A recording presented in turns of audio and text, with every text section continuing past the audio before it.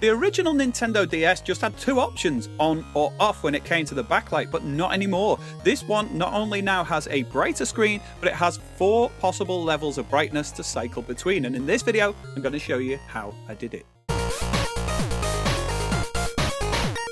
Hi and welcome back to the shed. I'm Joe Bleeps, and in this video I'm going to be showing you how I upgraded my Nintendo DS to have a brighter screen and variable levels of brightness. But there is a catch. You need to make sure you've got the right kind of hardware because it only works with the later revisions of the motherboards that were supplied in the Nintendo DS. So how do you find out if you've got the right hardware? And if you have, how do you do the upgrade?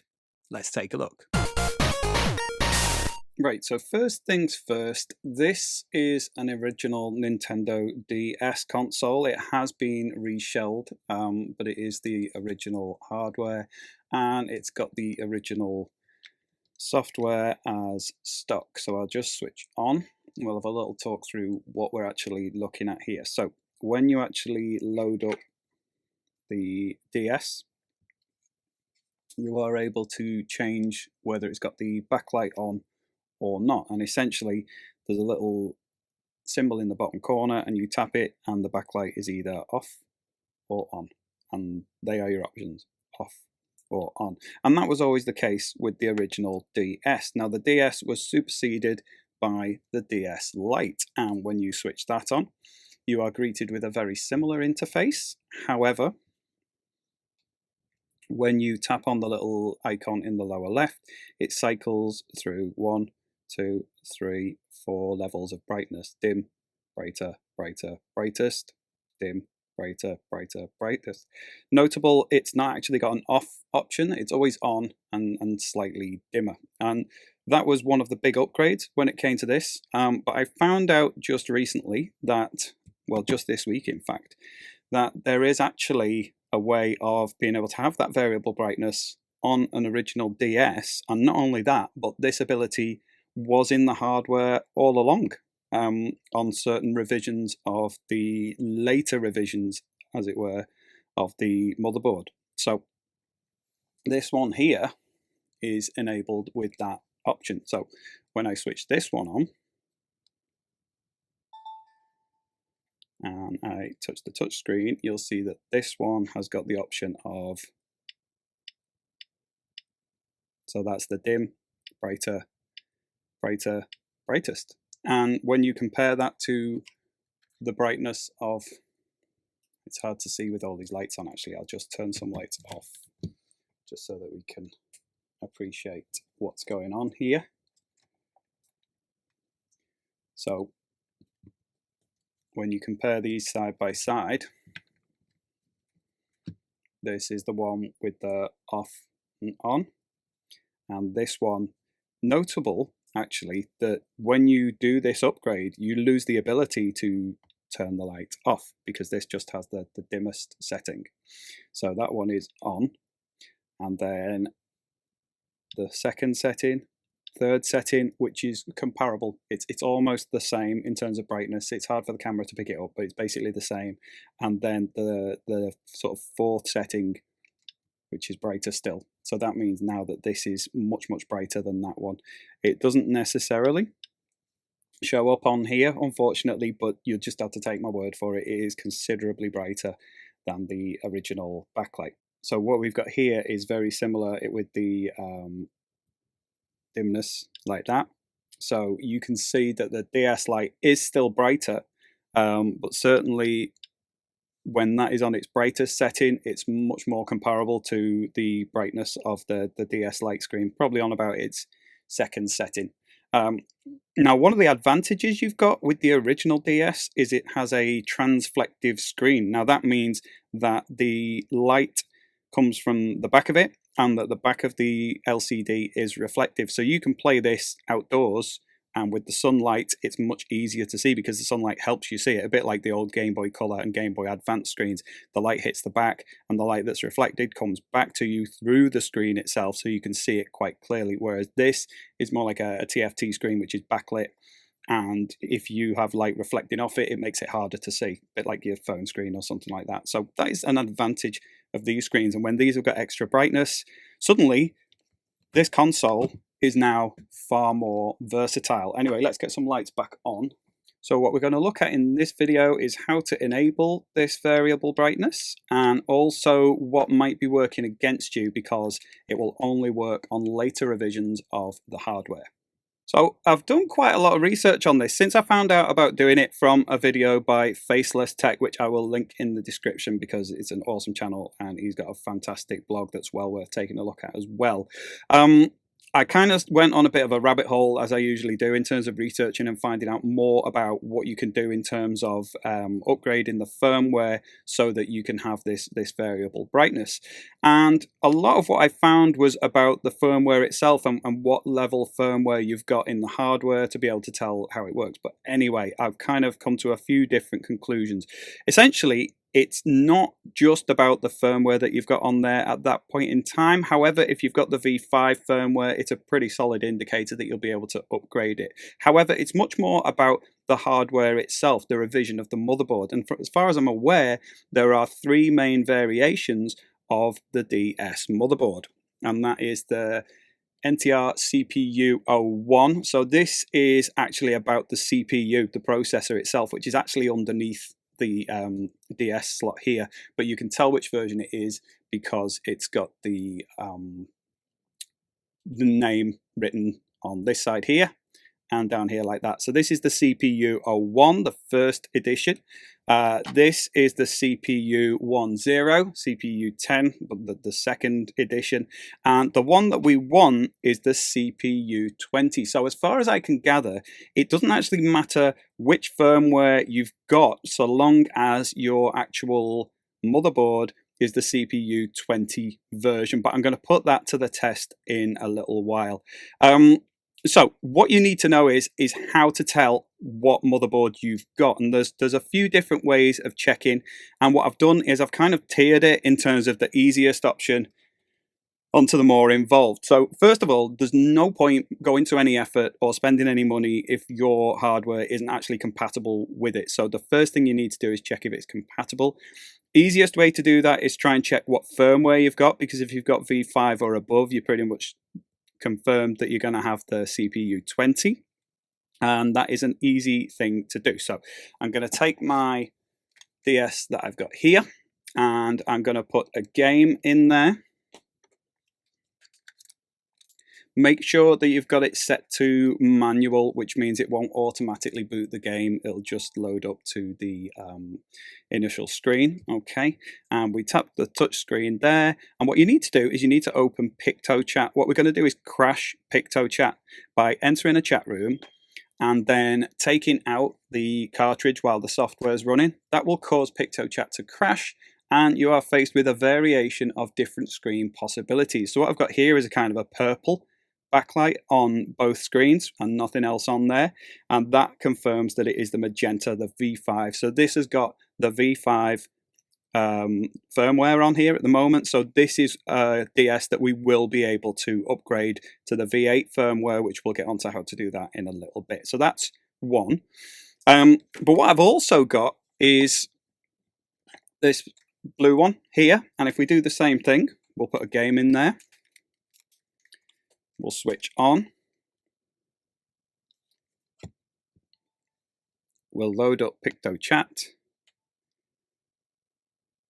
We'll enter a chat room and we'll crash it by taking out the cartridge. This one goes a sort of golden yellow color. Kind of difficult to see in this light, but take my word for it, that's gone like a yellow color. So these colors indicate what version firmware we've got. So on the list here, if you get a grayish blue, that's V2. If you get a green, that's a V3. If you get a V4, that's a yellow, and that's what we've got on the blue one, which suggests it might not be suitable for the upgrade, but more about that in a minute. The magenta, which is the V5, is safe to upgrade, and if you get dark blue, it's a V6. If nothing happens, you've got V7. There's no crash there. But I think the last official one was the V5. So I think the V6 and 7 are perhaps the custom ones that can be put on there with this FlashMe software that we'll get onto in a minute. Now, as I said before, I don't think it's really that much to do with the firmware that's on there. The fact that you've got V5 will be a firm indicator that you've got the CPU-20, but the key thing is that it's the NTR CPU 20 motherboard that's got the ability to actually upgrade to the newer firmware. The CPU 10 and the CPU 01 won't be able to do that. So your surefire way to know if you are able to do this or not is to check if it's the motherboard. And you don't actually have to open up, like I did at first to check, you don't have to actually open up the DS and look inside to see this label here, because actually just near the sort of power input, there's a couple of things that we're going to be looking at on here. There's a little square box just here, okay, and that is actually visible inside the battery compartment. So if I take my red DS, which is the one that we know has got the V5, so that should have the CPU 20. Now this is an aftermarket shell, so this for some reason has a tri-wing, a Y-wing screwdriver to open up the battery compartment. The original ones had a sort of Phillips head screwdriver to open it up, so we'll just try and get that off, and we'll have to remove the battery. You just lever it up from the bottom edge there, so we'll just lift that out with the spudger there. And you may need a lamp or a torch to be able to see, because you're trying to look in that little bit there. So I have got a torch handy here. I can see the 20 on the inside, so I know that that's the motherboard. I've got the CPU 20, so I know that that will work. And if you want to be absolutely certain with any DS that you've got, that's the way to do it. Now, one of the annoying things is that when you take the battery out, you have to redo all the settings in there and update the name and your birthday and all the other stuff. So it's a very handy way of being able to check what motherboard you've got without having to take the whole thing apart, because that's what I was having to do at first until I realized that that was visible through that little window. So this is one that we can upgrade. So to upgrade it, if you get to a point where you know you've got that motherboard and you are ready to upgrade it, so you need an R4 type cartridge, which will have an SD card in it. And on the SD card, you need to flash some software called FlashMe. There's also another software, which I'll link in the description, called DiagnoSe, which is really, really handy for testing any buttons and things on your DS. So we'll talk about that in a little bit as well, just while I'm talking about DSs. Well, you basically copy the FlashMe software onto your SD card, plug it in there, and get ready to load up. Switch on, and then we'll go there and we'll load up the software. So utilities, FlashMe. So I've got that on there, and it loads up, and on here it tells me at the bottom that the new software is V8, that my current software is V5, and the original software on this DS was the V5 software, so that is okay to upgrade. Now, the thing about this is, and I remember to put all of this in my notes, the firmware was embedded. It wasn't meant to be user upgradable. So to actually stop the user from upgrading it, there's actually like a little connection here on the motherboard labeled as SL1, and these 2 points need to be shorted out in order to, that means connected, in order to be able to perform any action that's going to overwrite the chip, which is a useful feature because it stops anyone from accidentally bricking their console, because anything that overwrites the operating system on the software is going to completely make the hardware useless. So what you would need to do is actually short out those 2 points. But again, this is something that is accessible from inside the hardware. So you're going to need to be able to access inside the battery compartment again. So I shouldn't really have bothered closing that up, but never mind. See if we can get that out. So you've got 3 little openings here. These 2 are to do with calibrating the screens. Don't touch those. That's where you put a screwdriver in and adjust those, but leave well alone with that. It's this little socket here. Inside there is this point. So you need to get something metal in there that is going to short them out. I found tweezers were a bit too fiddly. Screwdriver was awkward. I've seen people talking about putting foil around the end of a toothpick and things like that, but I kept ripping the foil. What I found works best is a Allen key. Of course, it's going to need to be bare metal, but that's the size that fits pretty much comfortably into that gap. Smaller than that, you won't be able to short out the circuit, so this is about right. I'm not sure what size it is, but it's basically the one that just about fits into that hole. So back where we were. If power is lost before flashing completes, your NDS may be permanently damaged. You should plug in power source before proceeding. Now this is particularly important because you've got the battery compartment open, and if the battery drops out, you will break your console. So it's important that you do plug it in. So make sure you've got a power supply handy. We'll plug that in there, and we'll just check that that's definitely connected because we've got that amber light on here. So push XB to continue. XB.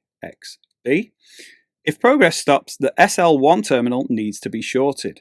Please keep it shorted until flashing is finished. And of course, progress is currently on 0 because it's not being shorted at the moment. So this is where we get the Allen key, put it into the hole on the back there, push in, and I'll just need to kind of give it a bit of a wiggle.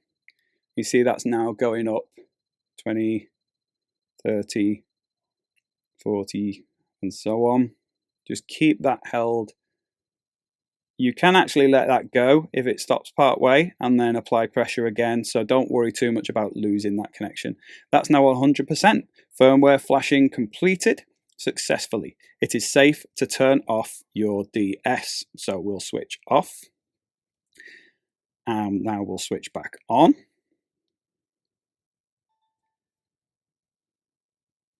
And then if we go back in here, go to my utilities, load up FlashMe.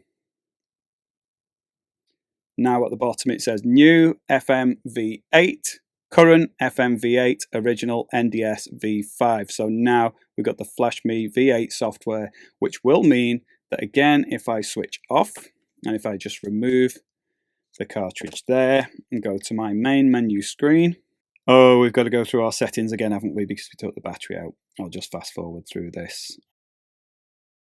I always quite like the fact that Joe Bleeps fits just right on a Nintendo DS username. Okay, so that's all updated. Now I should be able to switch back on. It'll load to the main menu screen. And I touch on the touch screen. And now if I touch on the little icon at the bottom, 2, 3, 4, 1, 2, 3, 4. So we are no longer able to switch off our brightness, but we now have a much brighter touch screen. Again, the camera doesn't necessarily pick it up particularly well, but you just trust me, this looks brilliant. It's much more like playing on the DS Lite, and yeah, it just makes it pretty awesome. One of the things I wanted to show you is another utility I've got in here called DiagnoSe. It's done with like a capital D, capital S within the word diagnose. But the particularly useful thing for this is it's got like a button tester. So I'll try and find where I got that from, and I'll link it in the description. But essentially, there's loads of settings for like your microphone and everything else for checks, but with this, A, B, X, Y, L, R. My L's not very responsive, so I might need to do a bit of tweaking. And up, down, left, right. Just a nice little bit of software I wanted to share with you. And there's loads of extra stuff that can do as well, so that's worth a look. Anyway, we did have another DS. So let's just pop my little book out of the way for now and take a look at this one here. Now, I've already opened up the battery compartment and verified that this one is the NTR-CPU20. So this is the newer motherboard, but this was the one where we got the yellow screen. So we know that that is likely to be the V4. So we'll check and see to what extent this works when we come to upgrade it, because I've not done it yet. So we'll plug in, we'll switch on, we'll get to our main menu. So we'll go in here, we'll go to utilities, we'll go to FlashMe. I've gone with the Stealth FlashMe, but there's a few different versions of it. Stealth just skips the sort of medical warnings and things before it starts. So this one tells me, look, so you've got original NDSV4, current NDSV4, new FMV8. So we should be able to upgrade this. We are going to still need to short it out. So what we'll do is we'll just take off the battery cover. I've got the battery cover off so I can get to that bit. I have checked it. It does say 20. It is the correct CPU. So what we are going to do is we're going to go XB, XB to continue. And we'll need to short out, as we did before, on that top hole of the 3 with the little Allen key. Push in there and just try and wiggle until it starts to respond. There we go. And once you've got it in a position where it works, just hold it in that position. If you lose it, don't panic. Just try and wiggle until you've got it back.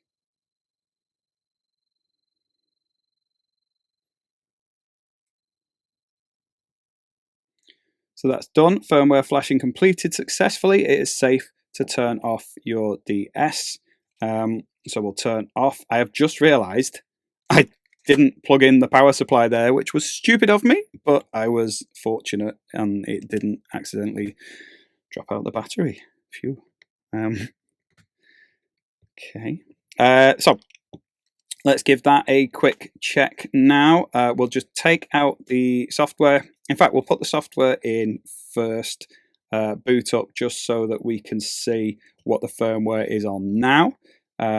So we'll go to utilities, we'll go to FlashMe, and at the bottom that should say new firmware FMV8, current firmware FMV8, original NDS V4. So I couldn't find anything earlier to verify if V4 could be upgraded, but in this case it does turn out that no matter what your firmware is, that is secondary to the fact that what you need to do is just check that your DS has got the CPU 20 in it, and the best way of checking that is to remove the battery and take a little look in that gap. So this now should be all upgraded. We'll just switch off, we'll remove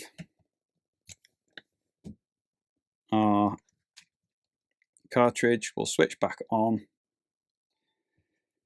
and we'll have a look at this brightness control. And there we go, all done, all upgraded. And I think that is everything, but I tend to do this and then realize afterwards that I've forgotten something or I've missed something out. Something I did want to show you is, because this is another one that I've done, the best 3D printable stand for an original DS was this one that I found online. It's okay. It's quite a big platform, took a little while to print, and it kind of stands okay in there like that, but not perfect. Most of the stands on Thingiverse and printables that I found were for the DS Lite, so I designed this little one here, which is designed to go into the Game Boy Advance slot on the back of the DS like that, and it sits quite nicely. It just sort of stands up on there. There's a little DS logo visible at the bottom. There's enough sticking out of the back for it to be fairly stable, and it doesn't take up too much space. So I am planning on uploading that to my printables page. So if I get that done in time, I will link that on the video as well. Just a nice little extra for you there. Right, let's just check my book. So in terms of the equipment that you need, if you're doing the PictoChat check, all you need is just a working DS and a game, because that's just checking what your firmware is. If you're going to do the number check, which is essential really if you're going to move any further forward to check your CPU version, you'll need a small screwdriver. It's Phillips for the original, or if you've got a repro shell, you might need a tri-wing screwdriver, and a spudger to get your battery out, and a lamp so that you can see into that little hole. If you're doing the FlashMe check, then that's just to see what your firmware is. You'll need the R4 card and a micro SD card with FlashMe on it so you can see what the version is. If you are going to install the newer version with the variable brightness, you need an R4 with FlashMe, you need the motherboard to be CPU 20, and you need an Allen key or similar to short out SL1. You also need a power supply. What else have we got there? I think that is pretty much everything. So the FlashMe software you can get, I will link to where I found that on the description. And yeah, I think that is everything. And that is it. I thought what I'd probably do with this video is just go through and take my time, go through different multiple scenarios and try not to miss anything out. Because when I found out earlier in the week that this was doable, and this is something that people have known about for a long time, but it was new to me. And when I posted a picture on my Instagram, it turns out it was new to a few people. So I thought I may as well do a video about it. And also when I was doing the research, I got lots of different bits of information, sometimes about how to tell what firmware you've got, sometimes about doing the FlashMe. So I thought I'd try and consolidate everything that I'd found out into one video. So I hope that was useful. It certainly made my DS much more playable now, and I think I'll be picking this up and playing it much more. I think the thing about the original Nintendo DS is it feels much more retro than the DS Lite. I think the DS Lite is kind of a victim of its own success in terms of it's such a timeless design. It doesn't necessarily feel retro, whereas when you pick one of these up, it does kind of get me feeling a bit more nostalgic for days gone by. So it's certainly not a lesser console. So am I wasting my time? Am I just showing people things that they knew already? If this is new to you and you found it useful, please do let me know in the comments. If there's anything I missed out or anything I glossed over that you needed a bit more info, again, ask me in the comments. I love having a chat with you all on there. If you enjoyed the video, please leave a like, add a comment, subscribe, sign up for notifications, share it, anything to keep this channel growing. I've got lots of upcoming projects that I want to share with you. I got a new delivery from Z Labs today. Honestly, they sell so much awesome stuff for modding. If you want to shop with them, I've got an affiliate link I've left in the description. Not only will it help support the channel if you use the link, but it'll also save you a bit of money off your order. So definitely go and check that out. And that is it from me for now. If you want to keep watching me, there's some more videos popping up here. Otherwise, I'll see you in the next one. Bye.